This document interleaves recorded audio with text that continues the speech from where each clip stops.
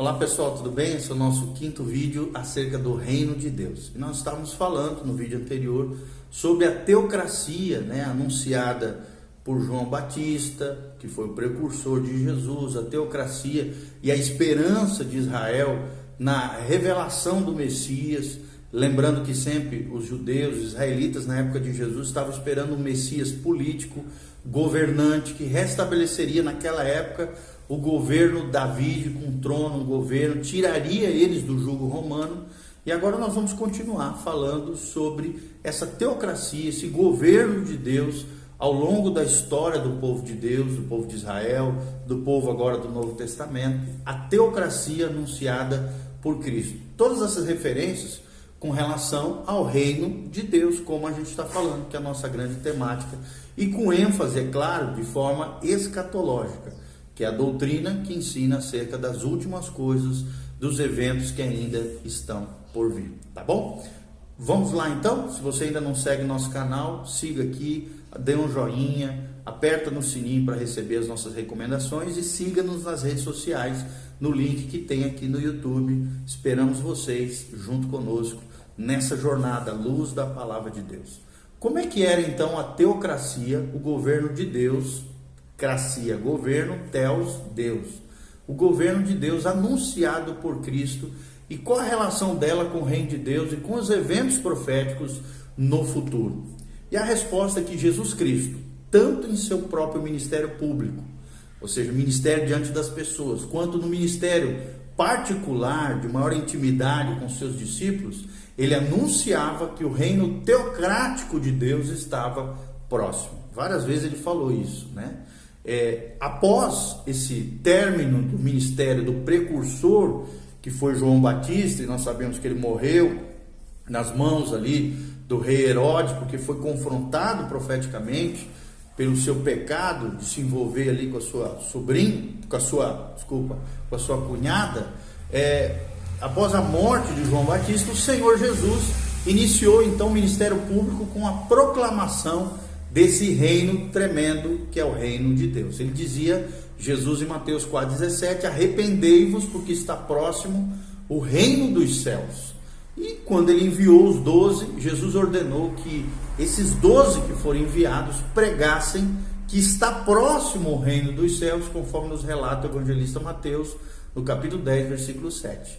Quando os 70 também são enviados, a ordem é a mesma. A Bíblia Sagrada diz que Jesus disse a eles, anunciai-lhes que a vós outros está próximo o reino de Deus, conforme nós vemos em Lucas 10, 9 a 11.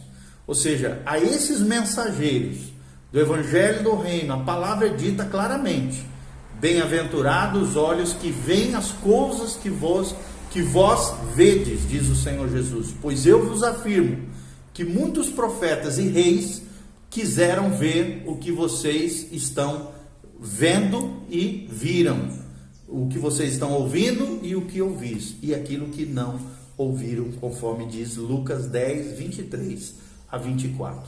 Quando Jesus aqui usa o termo bíblico, próximo, faz-se então, se conclui que essa proclamação é uma proclamação de que o reino deve ser esperado, obviamente, iminentemente, ou seja, a qualquer momento. Isso não é, obviamente, uma garantia de que o reino será estabelecido de imediato, mas sim que todos os acontecimentos pendentes haviam sido retirados, de modo que ele agora é iminente, conforme nos ensina as Sagradas Escrituras. Outro destaque que nós trazemos aqui é a mensagem teocrática limitada a Israel. Que mensagem é essa teocrática que foi limitada a Israel? A resposta é que o reino foi anunciado e foi anunciado apenas para Israel naquele tempo. Mateus 10, de 5 a 7, a Bíblia Sagrada diz que a estes 12 enviou Jesus, dando-lhes as seguintes instruções: não tomeis rumo aos gentios, nem entreis em cidade aos samaritanos, mas de preferência procurai as ovelhas perdidas da casa de Israel. E à medida que seguirdes, pregai que está próximo o reino dos céus. Foi a recomendação que Jesus deixou aos seus discípulos naquele tempo específico. Mateus 15, 24, Jesus também relata isso que nós estamos afirmando.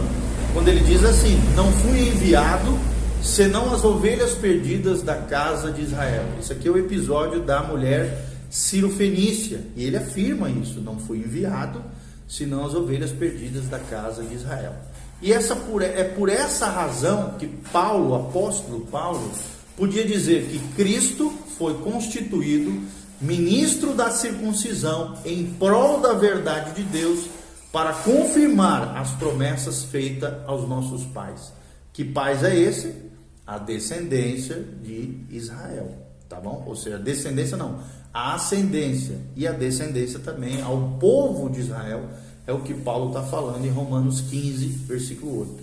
Ou seja, quando nós pensamos em tudo isso que a palavra de Deus diz, não poderia haver nenhuma bênção universal da aliança abrâmica aplicada aos gentios até Israel ter experimentado a realização do reino teocrático, em cujo reino e em cujo rei, Jesus de Nazaré, seriam abençoados então todas as nações da terra. Outro destaque que nós trazemos aqui é a mensagem teocrática confirmada. Que mensagem é essa do governo de Deus, teocracia, que foi confirmada na palavra de Deus? E nós vemos dentro da Bíblia que a autenticidade da oferta do reino foi provada através de sinais e milagres que Jesus operou. Quando João Batista, por exemplo, perguntou a Cristo: és tu aquele que estava para vir, ou havemos de esperar outro? Perguntou João Batista através dos seus discípulos, que ele estava preso aqui em Mateus 11, versículo 3. E sem dúvida, nós podemos afirmar por que João achava que o Messias não poderia ser recebido se o precursor tivesse sido rejeitado. O Senhor, respondeu o seguinte para João Batista. Ele disse assim: ide e anunciai a João o que estáis ouvindo e vendo. Os cegos vêm, os coxos andam, os leprosos são purificados, os surdos ouvem, os mortos são ressuscitados, e aos pobres está sendo pregado o evangelho do reino de Deus. Bem-aventurado é aquele que não achar em mim motivo de tropeço. É o que saiu da boca de Jesus em Mateus 11, 4 a 6. O que Jesus queria dizer com isso, amados? O que nós podemos chegar a pensar um pouquinho e refletir sobre isso? Jesus estava dizendo que os sinais dados por ele mesmo, o Cristo, o Messias Hamashia, eram evidências do poder que residiria no rei teocrático e manifestações das bênçãos que existiriam nesse reino profético. Peters, ele diz o seguinte: os milagres são tão relacionados ao reino que não podem ser separados dele sem desfigurar a ambos. Assim, esse fato é apresentado pelo próprio Jesus, lá em Mateus 12, 28, quando a Bíblia diz: se porém eu expulso os demônios pelo Espírito de Deus, certamente é chegado o reino de Deus sobre vós. E aqui nós temos alguns princípios que nós vamos elencar aqui. Primeiro deles, o relacionamento existente entre o reino e os milagres. Sem estes, aquele não pode ser revelado. Segundo lugar, que os milagres são uma manifestação do poder que Jesus possuía e exercerá quando também estabelecer o seu reino milenial futuro, que ainda ocorrerá. Terceiro lugar, que a expulsão milagrosa de demônios ou de Satanás é um acontecimento ligado ao reino, e a sua realização por meio de Cristo é assim demonstrada como previsto em Apocalipse 20, de 1 a 6, e versículo é o que nós vemos. O quarto destaque que nós trazemos aqui é que a expulsão milagrosa de demônios por Jesus é um prenúncio, uma demonstração prévia, uma prefiguração, como foi a transfiguração do próprio reino em Lucas 17. Os milagres, então, são confirmações previamente concedidas de que o reino virá como previsto na palavra de Deus. E nós cremos isso, glória a Deus. Os milagres de Jesus, amados, são tão variados e importantes à luz do reino de Deus, que se pode perceber prontamente como eles nos dão a confiança necessária em suas várias exigências e em seus vários aspectos. Por exemplo, a ressurreição dos mortos está ligada ao reino. O fato de que as chaves da morte estão penduradas no cinto de Cristo é demonstrado nos milagres que aconteceu no tempo de Jesus, na primeira vinda, da ressurreição dos mortos. doença e morte serão banidas dentre os herdeiros do reino milenial. E os numerosos milagres de curar várias doenças e restaurar os moribundos estabelecem o poder existente para realizá-los. Que poder é esse? O poder de Jesus de Nazaré, o Rei dos Reis, que reinará a partir do trono davídico no reino milenial.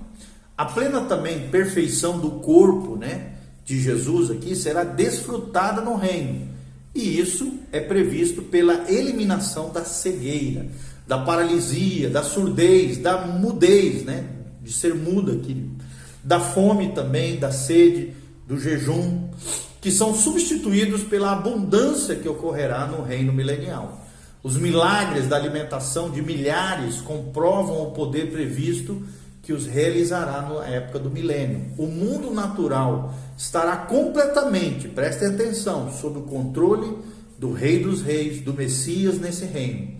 Os milagres, por exemplo, da pesca de peixes, da tempestade acalmada, do barco conduzido ao seu destino, da caminhada sobre o mar, do peixe que abrigou o imposto, da figueira infrutífera destruída e da muito ridicularizada transformação da água em vinho, mostram que aquele, ou seja, Jesus, que estabelece esse reino, realmente tem poder sobre toda a natureza criada. Nós vemos também, o mundo espiritual misterioso, invisível, ele estará como previsto em contato, em comunicação com esse reino. E Jesus prova isso pelos milagres da transfiguração, da cura do endemoniado, da expulsão da legião de demônios, da passagem pela multidão sem ser visto e pelos milagres da sua própria morte e ressurreição e ascensão aos céus.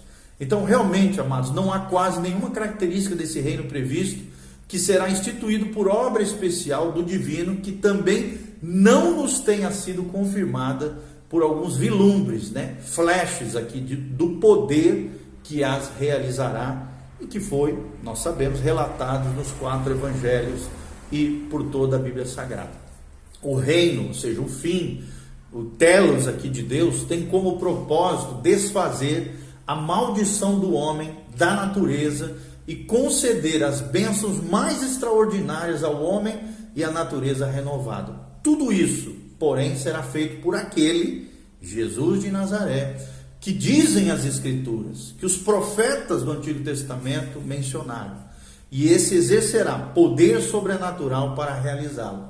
Então, é lógico que eu e você, nós esperemos, como parte do desenvolvimento do próprio plano, que quando chegar aquele Jesus de Nazaré, por meio de quem o homem e a natureza serão regenerados, seja exibida essa tal manifestação do poder de Deus, mais abundante e superior a tudo que preceder até então, sobre o homem e sobre a natureza, para confirmar a nossa fé nele e em seu reino. Glória a Deus por isso, louvado seja o nome do Senhor. Quando a gente lê, quando a gente pensa, quando a gente reflete sobre todas essas questões do milênio, gente, eu não sei vocês, mas meu coração aqui borbulha de esperança, e a gente fica naquela expectativa de quão glorioso será esses dias, proféticos, esse momento profético dos 1000 anos do reino de Deus sobre a terra, reinando Jesus sobre a terra com todo o poder e glória a partir de Jerusalém. Quando nós pensamos em tudo isso, nós vemos que cada milagre que o Senhor Jesus fez, então pode ser visto não apenas como uma demonstração do poder teocrático do Messias, Jesus de Nazaré, mas também como algo que retrata as condições que ainda existirão quando o reino teocrático for estabelecido plenamente no milênio, nesse reino de glória e de graça, que eu e você, em nome de Jesus, iremos desfrutar segundo a palavra de Deus. Amém? Outro destaque que nós trazemos aqui é a oferta teocrática em relação às profecias do Antigo Testamento. Qual foi essa oferta teocrática, ou seja, do governo de Deus, que foi oferecida no Antigo Testamento, que agora aparece no Novo Testamento? E a resposta para nós é que a autenticidade da oferta do reino foi provada pelo apelo à promessa lá no Antigo Testamento, em várias ocasiões. O Senhor explica um plano de ação sobre o qual se levantar algum questionamento, recorrendo às promessas messiânicas do Antigo Testamento para demonstrar para mim e para você que Ele, Deus, cumpriu tudo o que o Messias faria na sua vinda. O seu direito de possuir o templo de Deus, de purificá-lo, de justificá-lo, é justificado também pelo recurso a um salmo reconhecido como salmo messiânico. Você pode ler aí na sua casa o Salmo 69. E também é relatado rapidamente em João 2,17. É tremendo esse salmo messiânico que nós estamos mencionando aqui para você. Leia aí na sua casa, você vai ver que coisa tremenda o Salmo 69. A sua primeira também apresentação pública, na sinagoga, aqui nós estamos falando de Jesus de Nazaré, produz também uma declaração da obra messiânica de Jesus. Está lá em Lucas 4, 18 a 19, e é uma referência lá de Isaías 61, versículo 1. A questão de Jesus ter sido aqui precedido pelo precursor prometido, que aqui é João Batista, é estabelecido pelas passagens messiânicas. Em Lucas 7, 27, Malaquias 3, 1, menciona esse fato, uma relação entre o Antigo Testamento, Malaquias 3, 1, e a realização em Lucas 7, 27. O fato de Jesus também ser qualificado como Messias, pessoalmente, provoca uma exposição dessa promessa messiânica que se concretiza em Lucas 20, 41 a 44, é mencionada ali, tá bom? A purificação final do templo também é justificada novamente, reconhecendo-se a promessa messiânica relatada no Evangelho de Mateus 21, 13, que tem uma referência no Antigo Testamento com Isaías 56, versículo 7. Em seu ministério também pós-ressurreição, ou seja, depois da ressurreição dos mortos, Jesus de Nazaré, o Cristo de Deus, o nosso Cristo, o nosso Senhor e nosso Salvador, demonstrou claramente o relacionamento entre os profetas do Antigo Testamento e o próprio Messias prometido a Israel, que era ele, Jesus de Nazaré. Lá em Lucas 24, 25 a 27 fala isso. E tais citações que nós estamos trazendo aqui para vocês podem ler ali, anotar e tal, ler na sua casa, são suficientes, amados, para mostrar que Cristo constantemente recorreu às promessas do Antigo Testamento, do reino teocrático, para explicar as suas ações aqui no Novo Testamento, nos 4 evangelhos, ok? Outro destaque que nós trazemos é a relação de Cristo com a oferta do reino. Qual é a relação de Cristo com a oferta do reino? Nós precisamos entender que o reino de Deus aqui foi oferecido na pessoa do rei, ou seja, do próprio Jesus. A afirmação do Senhor é o seguinte, lá em Lucas 17, 21, porque o reino de Deus está dentro de vós, ou seja, o Senhor não está dizendo que o seu reino seria um reino espiritual no coração dos homens.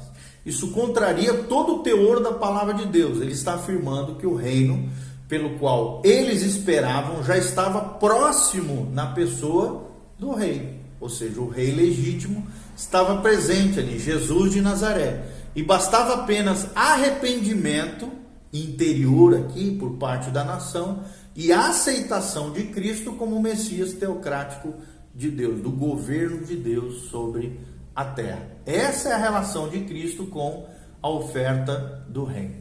Uma outra indagação talvez surge, a incerteza dessa oferta. Qual é a incerteza dessa oferta? E a resposta é que a oferta do reino era uma oferta que dependia de certos fatores. Deus sabia muito bem a reação de Israel, porém o estabelecimento do reino teocrático dependia do arrependimento de Israel como nação, individualmente e coletivamente, e do reconhecimento de João Batista como precursor do Messias prometido a Israel e da aceitação de Jesus Cristo como rei teocrático sobre o povo de Israel. Então, quando nós pensamos sobre isso, mais de um expositor da Bíblia, já tropeçou na afirmação de Cristo, quando a Bíblia Sagrada diz que não fui enviado senão as ovelhas perdidas da casa de Israel. A única explicação, diz McLean aqui, satisfatória é perceber como é que nosso Senhor claramente percebia a natureza incerta de sua mensagem do reino. Para resumir em uma palavra, o estabelecimento imediato e completo do seu reino dependia da atitude da nação de Israel, a qual pertencia as promessas e as alianças eternas e divinas sobre o povo de Deus. O fato de nosso Senhor Jesus entender claramente a natureza incerta da mensagem do seu reino fica clara a partir da sua avaliação de João Batista e de sua carreira meteórica naquela época, que todo judeu inteligente sabia que a palavra final do último profeta do Antigo Testamento previa o aparecimento de Elias como precursor do reino do Messias a Israel. E Jesus declara em Mateus 11, com relação a João, ele diz o seguinte: se o quereis reconhecer, ele mesmo é Elias que estava para vir. Palavras aqui do próprio Jesus. Então, pensando um pouquinho sobre isso, ainda mais tarde, quando acontecimentos históricos comprovaram a certeza da sua rejeição, ou seja, da ressurreição de Jesus na primeira vinda e morte, nas mãos da nação judaica na cruz do Calvário, nosso Senhor refere-se mais uma vez a João, mas agora a sorte foi lançada. Elias virá e restaurará todas as coisas, é o que diz a Bíblia. E ele assegura aos seus discípulos, mas acrescenta que eu, porém, vos declaro que Elias já veio e não o reconheceram. Também, nós pensando sobre isso que falou Jesus, não hesitamos em afirmar que temos aqui, então, a chave de um dos problemas mais complexos da escatologia do Novo Testamento, em relação ao reino, ou seja, o estabelecimento imediato do reino mediatário na terra dependia da atitude de Israel. E nós sabemos que Israel, infelizmente, endureceu o coração, e graças a Deus por isso, porque daí, profeticamente, nós sabemos que se abre um parêntese profético, que é a era que nós estamos vivendo, a dispensação da graça, a era da igreja. Glória a Deus por isso. O grande mistério que estava oculto no Antigo Testamento foi revelado. O povo de Deus, o Israel espiritual, agora tem judeus e gentios dentro do mesmo povo. Glória a Deus por isso, na era da igreja. Ou seja, em ambos os testamentos, as bênçãos do reino teocrático dependiam do arrependimento individual e da aceitação de um novo coração da parte do Messias. E mesmo na administração teocrática do Antigo Testamento, o incrédulo e o impuro eram impedidos de participar junto com o povo crente e preparado. Isso é apresentado claramente em Atos, quando Pedro convoca a nação de Israel ao arrependimento. Atos 2, 38. Logo em seguida nós vamos falar sobre a oferta legítima feita ao povo de Deus. Amém? Deus os abençoe. A graça e a paz de Jesus. Amém e amém. Siga as nossas redes sociais. Valeu, um abraço.